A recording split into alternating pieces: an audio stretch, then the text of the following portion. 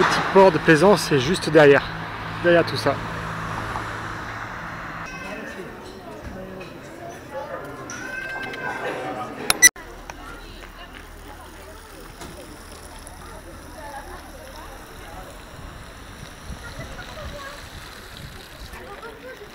Donc là, on a la passe ouest où on est arrivé hier. Là, il y a la passe est qui est déconseillée par mauvais temps. Il y a quelques bateaux au mouillage sur des bouées dans la baie. Et donc hier, on a continué tout derrière les cailloux là-bas, où il y a le port de plaisance et le port de pêche. 10%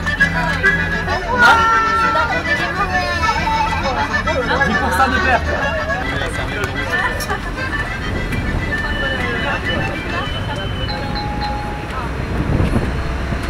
Bienvenue à bord du petit train Doni-Bané avec lequel nous partons à la découverte de Saint-Jean-de-Luz, appelé en basque Doni-Bané-Loitsu, c'est-à-dire Saint-Jean-des-Marais.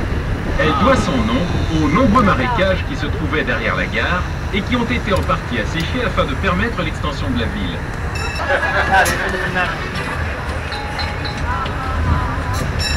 Sur votre gauche, les halles de Saint-Jean-de-Luz. Autrefois,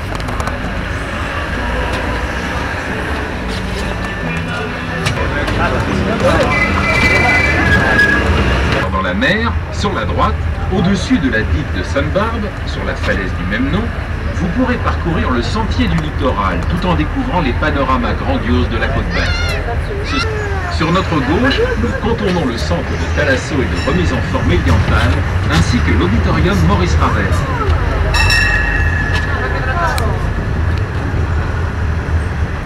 À gauche, l'actuel casino de Saint-Jean-de-Luz, construit selon les plans de l'architecte Mallet Stevens et qui, à l'origine, était de style art déco.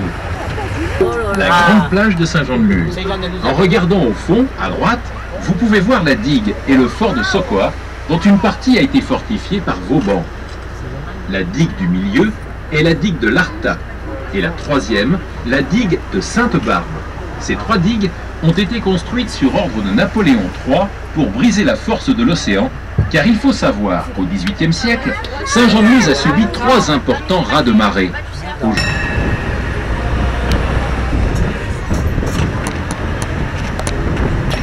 Saint-Jean-de-Luz, classée station climatique depuis 1912, a connu comme d'autres villes côtières la vogue des bains de mer avec l'arrivée des premiers touristes au XIXe siècle.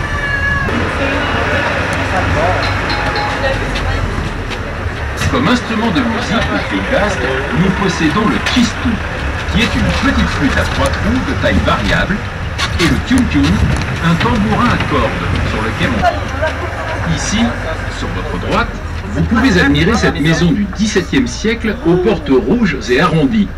Elle est communément appelée maison des trois canons. En effet, si vous regardez tout à fait en haut, vous pourrez apercevoir trois canons décoratifs, sorte de gargouilles en terre cuite fixés sur la corniche.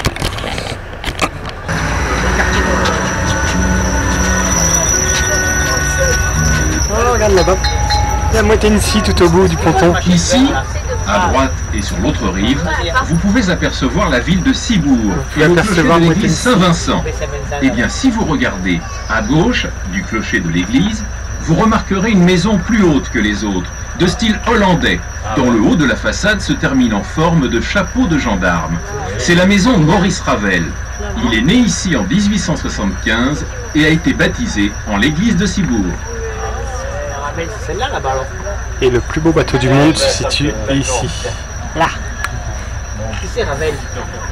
Festivités, entre autres, chants et danses basques. Et ça tombe pour les chars basques. C'est bon. Il fut bâti en 1656 par le maire de l'époque qui en avait assez de tenir conseil sous le porche de l'église. Un hôtel ça, restaurant.